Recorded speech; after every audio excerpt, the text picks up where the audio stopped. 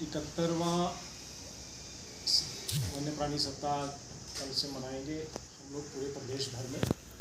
और पूरे प्रदेश भर में काफ़ी ऐसी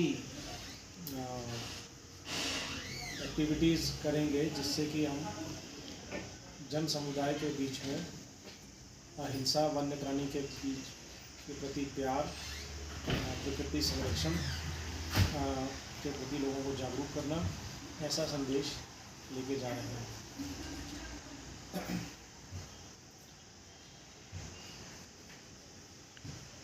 लगभग जितने हिमाचल में शरण्य स्थल वाइल्ड लाइफ सेंचुरीज हैं और नेशनल पार्क हैं, उन सब में या उनके आसपास जो गांव हैं उन सब में कोई ना कोई एक्टिविटी, कोई ना कोई गतिविधि ज़रूर की जाएगी। हमारा ज़्यादा ध्यान जो है वो बच्चों की तरफ रहता है हमेशा, और इस बार भी है, क्योंकि यही बच्चे आगे चल के जिम्मेदार देश के नागरिक बनेंगे। और अगर बचपन से ही वनों के प्रति जागरूकता हो जाए, वनों के प्रति लगाव हो जाए, वनों की महत्वता समझ में आ जाए, तो हमारा काम आसान हो जाता है। इस बार जो हमने गतिविधियां चुनी हैं, कुछ तो ऐसी गतिविधियां हैं जो हम कई वर्षों से करते आ रहे हैं और इस वर्ष भी करेंगे, और कुछ नई गतिविधियां भी। तो पहले मैं आता हूँ उन गतिविधियों पे जो हम हर वर्ष करते हैं। तो स्कूलों में पेंटिंग कंपटीशन, स्लोगन लिखने का कंपटीशन, फोटोग्राफी का कंपटीशन, ऐसे निबंध लिखने की प्रतियोगिता, ये होगा। और जिला स्तर पे एक बर्ड रेस, प्लस स्कूलों में जाके हमारा जो स्टाफ है वो लेक्चर देता है या वर्कशॉप करता है, और बच्चों को या और भी अन्य लोग जो कि आना चाहते हैं उनको शरण स्थल में या उसके आसपास ट्रैकिंग के लिए ले जाते हैं, वनों के प्रति जागरूकता बनाने के लिए और बढ़ाने के लिए, और पहचानने के लिए कि ये कौन सी चिड़िया है, ये कौन सा पेड़ है, इससे क्या होता है, हमें क्या फायदे होते हैं। ये सब गतिविधियाँ इस वर्ष हम राज्य स्तर पे, जिला स्तर पे और शरण स्तर पे कर रहे हैं। नई गतिविधियाँ जो इस वर्ष कर रहे हैं, 2 जगह तो मैराथन पूरी तो नहीं, मिनी मैराथन ऑर्गेनाइज कर रहे हैं। एक तो शिमला में और दूसरी हमीरपुर में। एक इस बार बाइक रैली और नुक्कड़ नाटक इकट्ठा करने का प्रावधान भी किया गया है। तो हमारे जो फील्ड का स्टाफ है वो 4 से 5 बाइक्स लेके और झंडे लेके और मैसेज लेके चलेगा, और उसी के साथ इंफॉर्मेशन पब्लिक रिलेशन की एक नुक्कड़ नाटक की टीम भी जाएगी, और ये लगभग 1 हफ्ते का कार्यक्रम पूरे प्रदेश में जहाँ जहाँ पॉसिबल है करके, और शरण स्थलों के आसपास ज़्यादा करेगी, और फिर 9 तारीख को ये संपन्न हो गया शिमला में। वाइल्ड लाइफ के प्रति जागरूकता पैदा करने के लिए, क्योंकि आपने देखा होगा कि 2-3 चैनल टीवी पे आते हैं और लोग बड़ा पसंद करते हैं, नेशनल ज्योग्राफिक है, एनिमल प्लैनेट है, डिस्कवरी है, तो इनमें आपने देखा होगा कि बहुत ही अच्छी स्तर की वाइल्ड लाइफ की फ़ोटोग्राफी और कितनी मेहनत से वो की जाती है, क्योंकि वाइल्ड लाइफ की फ़ोटोग्राफी करना आसान नहीं होता। पहले तो वाइल्ड लाइफ को नंगी आंखों से देखना ही आसान नहीं होता, और उसको पास जाके हाई डेफिनेशन की फ़ोटोग्राफी करना, तो कैसे की जाती है और फिल्में कैसे बनाई जाती हैं, इस पर एक वर्कशॉप ऑर्गेनाइज किया कि अगर आपने आगे चल के अपना फ्यूचर कैरियर इसमें बनाना है, तो आप कैसे जो है फिल्में बनाई कैसे जाती हैं, उनकी एडिटिंग कैसे की जाती है, फोटोग्राफी कैसे की जाती है, सिनेमाटोग्राफी कैसे की जाती है, इसके बारे में एक वर्कशॉप होगी।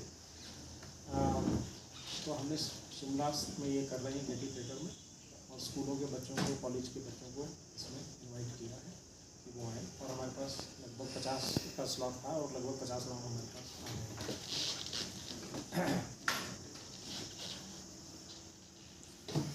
वर्कशॉप में सीख तो लिया, लेकिन मज़ा तो तब आएगा जब हाई क्वालिटी की उस तरह की फिल्में देखी जाएंगी। तो 2 दिन का सिनेमा, वाइल्ड लाइफ से रिलेटेड सिनेमा उत्सव भी मनाया जाएगा वो गेटी थिएटर में, और 3 और 4 अक्टूबर को ये होगा। तो वाइल्ड लाइफ या नेचर के प्रति जो भी अच्छी फिल्में हैं वो हमने किसी से संपर्क किया है, वो आके फिल्म फेस्टिवल करें।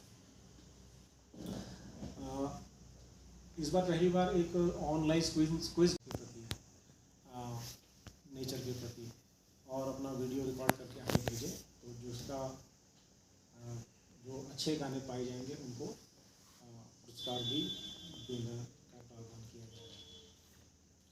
एक वर्कशॉप तो करेंगे हम आप लोगों के लिए, प्रेस से हमारे जो जुड़े हुए साथी हैं, electronic media, social media, digital media, उनके लिए एक वर्कशॉप की जाएगी, ये बताने के लिए नहीं कि वाइल्ड लाइफ वीक में हम क्या कर रहे हैं, वो तो आज हो रही है, बल्कि वन्य जीव से संबंधित खबरें जो अखबारों में छपती हैं अक्सर, खासकर तब जबकि कोई ऐसी सूचना आ जाती है जहाँ पर कि वाइल्ड लाइफ से किसी जान माल का नुकसान होता है, तब कैसी कवरेज की जाए, उसके प्रति सबको बताना कि कैसे इसको कवर किया जाए, वो उसके लिए एक वर्कशॉप करेंगे। चिड़िया जब बोलती है, गाती है, आवाज़ निकालती है, तो उसका एक अपना महत्व होता है, और अलग अलग समय पे अलग अलग तरह की आवाज़ निकालती है। नर कुछ और आवाज़ निकालता है, मादा कुछ और आवाज़ निकालती है। तो बर्ड कॉल रिकॉर्ड करना, उसकी टेक्निक को समझना, उससे बर्ड्स को पहचानना, उनके मूड को पहचानना, इसके बारे में भी एक वर्कशॉप कर रहे हैं। और फिर वाइल्ड लाइफ फिल्म बनाने पे तो मैंने आपको बता दिया, पर वाइल्ड लाइफ की स्टिल फोटोग्राफी करना भी अपने आप में एक कला है, उसके बारे में भी एक वर्कशॉप कर रहे हैं, ताकि लोग जो भी इसमें इंटरेस्ट रखते हैं वो आए और सीखें कि कैमरे को कैसे हैंडल करना है, कैसे जाना है, किस समय पे जाना है, कैसे चुपचाप अप्रोच करना है, डिस्टर्ब नहीं करना है, जो हैबिटेट है उसमें शोर नहीं मचाना है, वगैरह वगैरह, ऐसी कई चीज़ें उसमें बताई जाएंगी। और वो हम जब क्लोजिंग होगी, क्योंकि लोग अभी भी इसमें कंट्रीब्यूट करना चाह रहे हैं, तो उसको हम रिलीज़ कराएंगे। और कल जब इनॉग्रल फंक्शन होगा, जिसमें मुख्य अतिथि कुफरी में, जिसको कुफरी ज़ू के नाम से भी लोग जानते हैं, वहाँ पर एक हिमाचल का पहला 3D सिनेमा जो कि केवल वाइल्ड लाइफ के प्रति समर्पित है, तो उसका उद्घाटन किया जाएगा। वो बनके तैयार हो गया है, हमने उसका ट्रायल रन भी तैयार करा है। इसके अलावा प्रदेश का पहला बटरफ्लाई पार्क बनाने का प्रावधान किया है। माननीय मुख्यमंत्री जी से कल अनुरोध करेंगे कि इसका वो आधारशिला रखें। एक टूरिज़्म को बढ़ावा देने के लिए हमारे पास एक इंस्पेक्शन हट रक्षम चितकुल सेंचुरी में तैयार हुआ है, उसका भी उद्घाटन करने का प्रावधान है। कुछ आप लोगों ने चलाया जाए, उसमें स्टरलाइजेशन का हो या कुछ और हो, लेकिन अल्टरनेट क्या अब और है कोई, या अब विभाग ने सारी गतिविधियाँ बंद ही कर दी? आपका सवाल जो है ना वो बड़ा सटीक है, ज़रूरी है। तो पहला तो ये है, वो अभी 17 साल से हिमाचल में नहीं 15 साल से हिमाचल में चल रहा है, और ये अभी भी चल रहा है। हर साल हम 10 से 12 हज़ार मंकीज़ स्टरलाइज करने का लक्ष्य रखते हैं, और इस साल का लक्ष्य भी हमारा 10,000 है। मंकीज़ की जो हम लोग इस समय लगभग 1,77,000 बंदर अभी तक पिछले 15 साल में स्टरलाइज कर चुके हैं। हर 3 से 4 साल के बीच में बंदरों की जनसंख्या की गिनती की जाती है, उनका एक एस्टिमेट तैयार किया जाता है। उस हिसाब से हमारे पास जो सबसे ज़्यादा जनसंख्या किसी समय गिनी गई थी, वो लगभग 3,26,000 की थी, और 2019 में जो गिनी गई थी तो 1,36,000 थी। इससे आप अनुमान लगा सकते हैं कि बंदरों की संख्या में लगातार कमी हुई है। अब कितनी? 1,36,000। अब 1,36,000 जो 2019 में गिने गए थे। अच्छा। आज कितने हैं मैं नहीं कह सकता, बढ़ गए हैं या उससे भी कम हो गए हैं। लेकिन तीन बार जो गिनती हुई है हर बार कम ही हुए हैं। तो मुझे उम्मीद है कि ये 3/26 कब था सर? ये था 2011 के आसपास। 11 में हुआ, 15 में हुआ और 19 में हुआ। तो अभी हम अच्छा एक और भी ये चीज़ है कि हम लोग अभी जो हमारे पास फीडबैक आ रहा है वो ये आ रहा है कि जो गांव के एरियाज हैं वहाँ पर बंदरों की जो संख्या थी एवं जो नुकसान वो खेती बाड़ी का करते थे उसमें गिरावट आई है, कमी आई है। लेकिन जो शहरों में बंदर उत्पात मचाते हैं थे उसमें अभी बहुत ज़्यादा कमी नहीं आई है। तो आप कह सकते हैं कि भाई खासकर कोई शिमला वासी होगा वो ये बोलेगा कि मैं तो पहले 10 साल पहले भी नहीं बंदर देखता था, तब भी मेरा चश्मा उतार के ले जाता था और आज भी उतार के ले जाता है। उसका रीज़न क्या है? हाँ, उसका बड़ा स्पष्ट। सबसे पहले हमें ये जानना होगा कि बंदर आए कहाँ से और इनकी ऐसी हरकतें क्यों हुई। ठीक, अब बंदर बहुत ही स्मार्ट सोशल कमेंसल है। कमेंसल का मतलब जो कि मनुष्य के साथ रह सकता है। ठीक है, कुछ जानवर मनुष्य के साथ नहीं रह सकते, तेंदुआ मनुष्य के साथ नहीं रह सकता। ठीक है, वो उसकी अपनी जन्मजात अंदर से उसका जेनेटिक करेक्टर है। ठीक है, बंदर आदमी के साथ या उसके आसपास या उसके ऊपर निर्भरता है उसकी। कमेंसल का मतलब ये है। हमने ही जैसे जैसे अर्बनाइजेशन हुआ हमने ही बहुत सारा ऐसी चीज़ें कर दी, गार्बेज का डिस्पोजल, खाना सरप्लस, जब हमने बंदरों को खिलाया और फिर हम ही लोगों ने तो चने और केले और संतरे और पता नहीं क्या क्या ब्रेड सब फीड करी है इनको, तो पॉपुलेशन बढ़ाई हमने। ठीक है, देखिए नेचर में क्या होता है कि एक पॉपुलेशन होती है, उसको कई तरह वो पॉपुलेशन बहुत तरह से कंट्रोल में रहती है। फूड की अवेलेबिलिटी से कंट्रोल में रहती है, प्रेडेटर से कंट्रोल में रहती है। ठीक है, अब बंदर ऐसा स्मार्ट एनिमल है कि प्रेडेटर भी इसके ऊपर कोई बहुत हावी नहीं होता। ठीक, तो फिर इसमें नेचुरल जो फर्टिलिटी होनी है ना, उसी से होगा। वो फूड की अवेलेबिलिटी पर निर्भर है। लेकिन अगर आप खाना खिलाते जाएंगे तो बंदर बच्चे पैदा करते जाएंगे। तो हम लोगों ने यही किया, तो ये मनुष्य की ज़्यादा गलती है। ठीक है, तो हमें अपनी आदतों पर भी बहुत सोच विचार करने की आवश्यकता है। प्रोग्राम हमारा अभी चल रहा है और आगे भी चलता रहेगा। और पास बहुत अच्छी यूनिवर्सिटी शिकागो की है, वो विदिशा है ना, ऐसी कुछ है या मैरीलैंड की है, पता नहीं, एक विदेशी यूनिवर्सिटी की स्कॉलर है जो बहुत अच्छा काम करती है और हमारे संपर्क में। अभी उसको हमने एक सर्वे करने के लिए दिया है और वो शायद कभी ना कभी हो सकता है आप लोगों से भी मिल जाए। तो हम सर्वे ये करा रहे हैं। देखिए उसने अभी मुझे आके बताया कि पिछले 3 साल तक लगातार सिर्फ जाखू टेम्पल पर ही उसने नज़र रखी है। ठीक, तो जाखू टेम्पल पे बंदर जो है आपको पता होगा कि ग्रुप में रहते हैं, एक्चुअली ट्रुप बोलते हैं हम लोग उसको। तो 3 ट्रुप जो थे वो हमेशा रहते थे जाखू में। एक में 30 बंदर, एक में 60 बंदर और एक में 82 बंदर। अब सिर्फ 2 ट्रुप रह गए। ठीक, तो आम आदमी को ज़्यादा फर्क नहीं नजर आएगा क्योंकि आम आदमी ट्रुप थोड़ी गिनता है। उसको दिखता है कि 10 इधर नाच रहे हैं, 10 इधर नाच रहे हैं, तो उसको लगता है भाई हैं बहुत जैसे थे वैसे के वैसे ही हैं। लेकिन वो लड़की बैठ के सवेरे से शाम तक 3 लोग बैठे रहते हैं और एक एक बंदर पे नज़र रखते हैं कि ये इस ट्रुप का है, किस ट्रुप का है। तो अब एक ट्रुप वहाँ से गायब हो गया है। ठीक है, अब उसकी कोई भी वजह हो सकती है,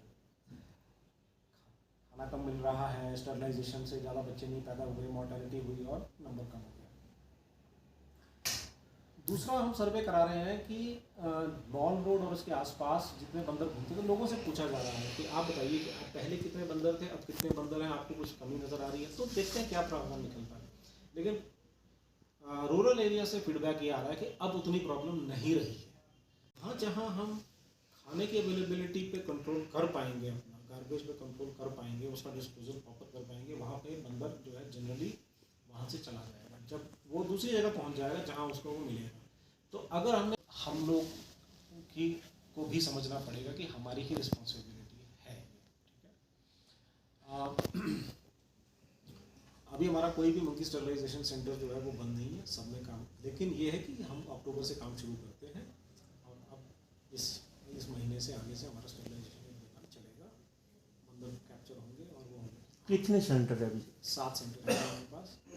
एक और बड़ी इंपॉर्टेंट बात है, हमारे पास अब एक बंदर जो हम स्टरलाइज करते हैं तो एक मार्का भी लगाते हैं और फिर छोड़ देते हैं, उसी जिस जगह से पकड़ते हैं उसी जगह छोड़ते हैं।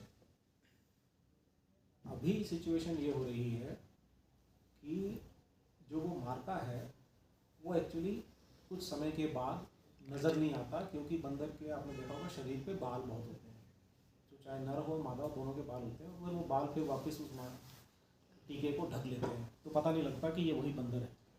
वैसे भी बंदर कैप्चर करने के लिए केज को रखा जाता है, उसमें बेट रखी जाती है, तो जब उसके अंदर 10-15 बंदर आ जाते हैं तभी उसका ढक्कन बंद किया जाता है, दरवाज़ा बंद किया जाता है।